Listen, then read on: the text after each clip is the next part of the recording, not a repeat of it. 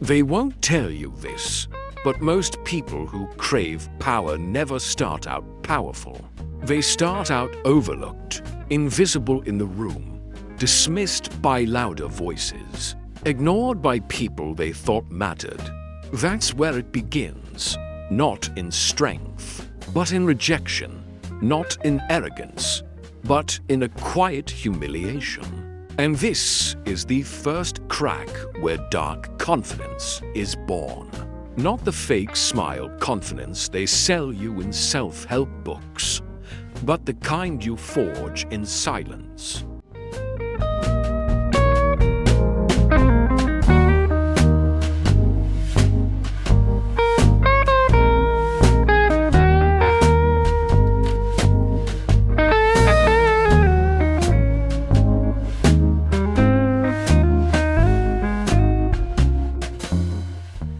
While staring at a ceiling at 3 a.m. wondering why no one respects you, Machiavelli understood this better than anyone. He knew the desire to rise isn't always noble.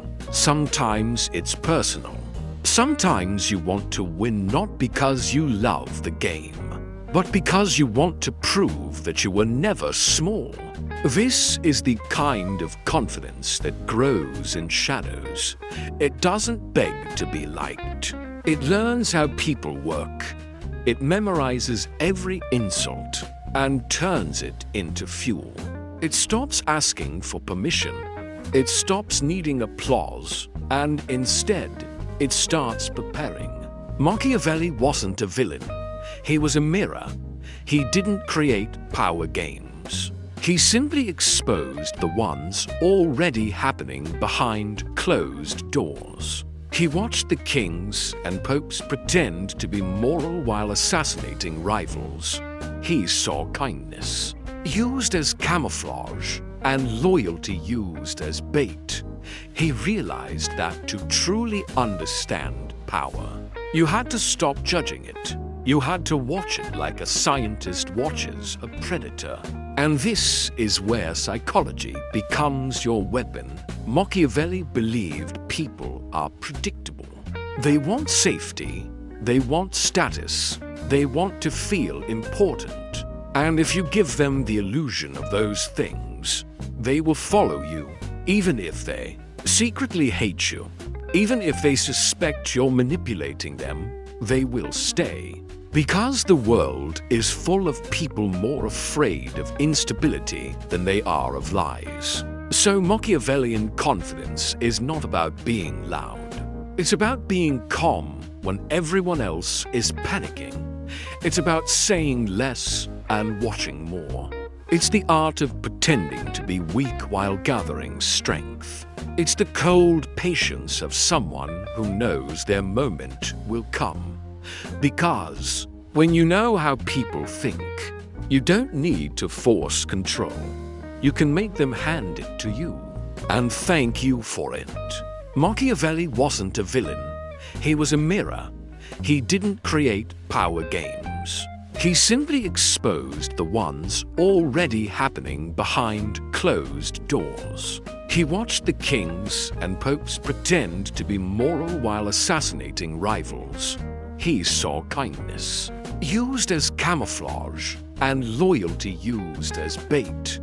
He realized that to truly understand power, you had to stop judging it. You had to watch it like a scientist watches a predator. And this is where psychology becomes your weapon. Machiavelli believed people are predictable. They want safety, they want status, they want to feel important. And if you give them the illusion of those things, they will follow you, even if they secretly hate you.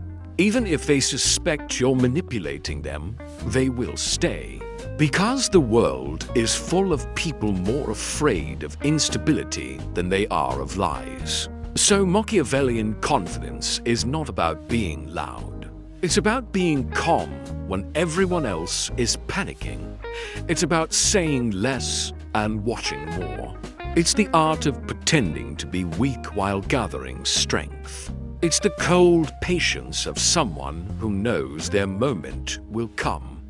Because when you know how people think, you don't need to force control. You can make them hand it to you and thank you for it. Dark confidence is not heartless, but it is ruthless. It doesn't act out of rage. It acts out of clarity. Machiavelli taught that mercy can be more dangerous than cruelty.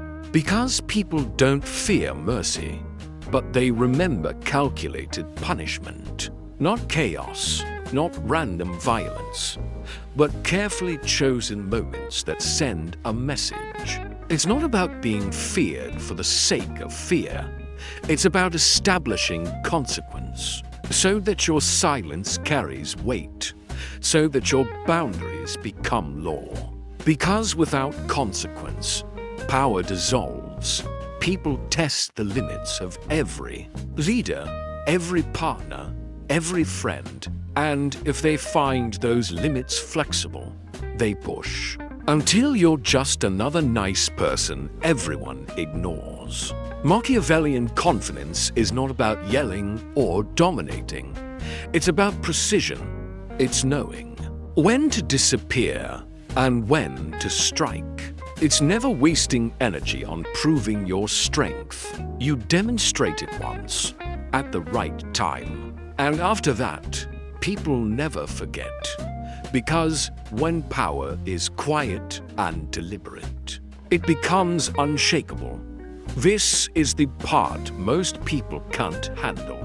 They want to be liked more than they want to be respected. They want peace more than control. But you can't lead and please at the same time. You have to choose. Niceness is not always kindness. And Machiavelli knew that the world is full of people hiding behind smiles. They say yes when they mean no. They flatter when they want to betray. They help when it benefits them. And this creates a strange kind of warfare, not with swords, but with silence, suggestion, charm, and guilt. Machiavelli warned that the most dangerous people are not the ones who attack you, but the ones who make you lower your guard. Because dark confidence isn't loud and arrogant. It's subtle. It knows how to use kindness as strategy. How to offer something first so that the other person feels indebted. It understands reciprocity isn't moral, it's tactical. When you act nice, people reveal themselves. They underestimate you. They confess things they shouldn't. They get comfortable, and that's when you see the truth. Niceness makes you invisible in the best way. It turns you into a listener, a mirror, a shadow. But beneath that softness, your mind is working, taking notes, and when the time comes, you don't react emotionally, you act with structure. You move in silence, you change the terms without warning, because power isn't loud. It's in the pause before the storm. It's in the decision to say no when everyone expects a yes. That's real dominance. Dark confidence isn't something you're born with. It's something you construct, brick by brick. It begins when you stop asking for permission to exist, when you stop explaining yourself, when you start studying people, not for approval, but for leverage. It's not about faking strength. It's about cultivating stillness, about walking into a room and not needing to prove anything, because you already know who you are. It's built in silence, in discipline, in the private. Moments when you choose growth over comfort. You learn when to detach. You learn when to disappear. You stop reacting to disrespect and start letting your absence speak. You remove yourself from people who drain you without a fight, not because you're weak, but because you value your energy. You stop performing goodness and start practicing strategy. You understand that not everyone deserves your truth. Machiavelli didn't teach cruelty. He taught clarity, that the world runs on hidden motives, fragile egos, and silent power games. And if you want to rise, you must see through the illusions. You must become both the mirror and the mask, the fire and the calm.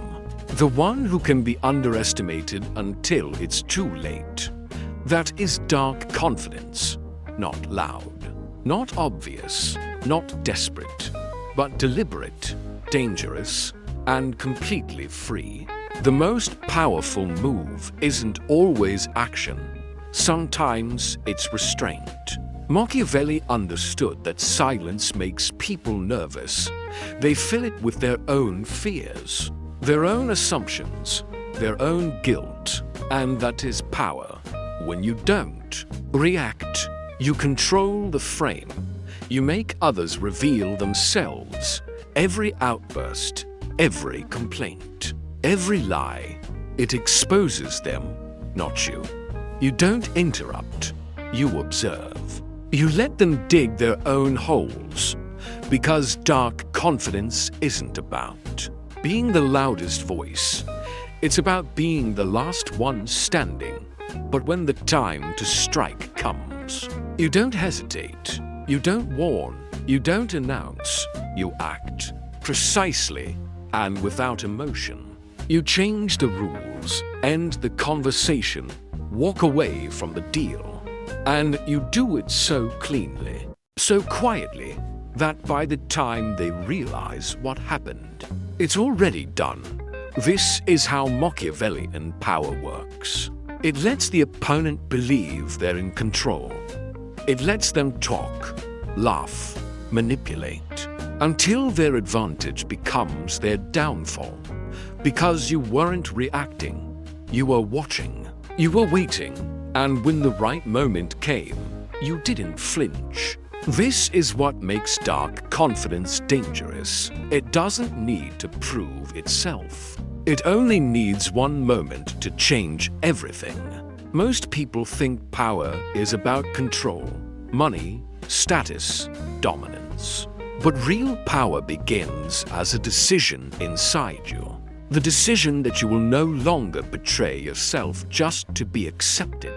That you will no longer shrink for the comfort of others. That you will no longer explain yourself to people who aren't even listening.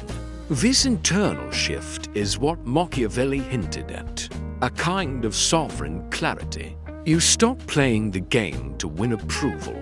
You start playing it to protect your vision, to outlast, to evolve, to rule your own inner kingdom. Dark confidence isn't loud or flashy because it doesn't need to be. It knows what it's doing. It doesn't collapse under criticism. It doesn't chase applause. It simply moves like water carving through stone, slow, quiet, and unstoppable. Every time you stay calm in chaos, you're building it.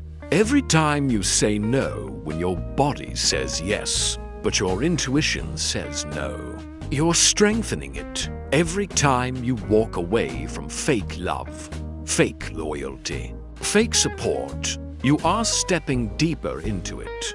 Because power is not a look, a tone, or a costume. It's a choice to be dangerous without being cruel, to be strategic, without being dishonest, to be kind, but never naive. That's the genius of Machiavelli. He showed us the map, but it's up to us to walk the path. Dark confidence doesn't come without a cost. You will lose people. Those who depended on your weakness. You will face resistance. From those who fear your transformation, you will battle doubt.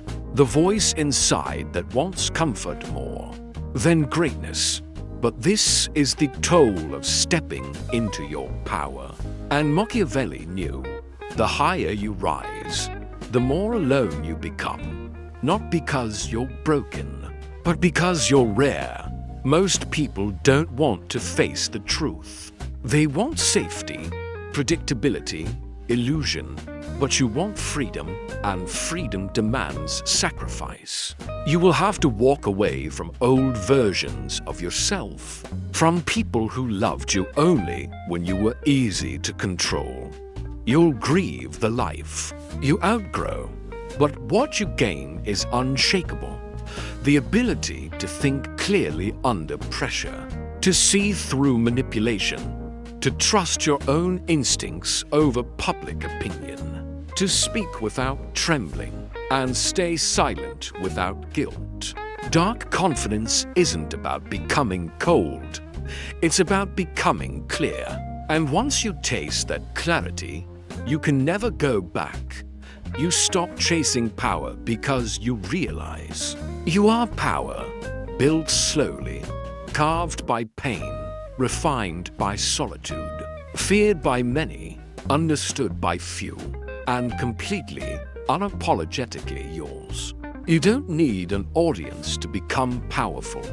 You don't need a stage, a mic, or applause. You need time, silence, honesty, and the courage to face yourself. This is where dark confidence is built, not in front of others, but when no one is watching. You study people quietly. You learn their patterns, their fears, their tells. You pay attention to the moments when they lie to themselves, because that's where they're weakest. And you don't lie to yourself anymore.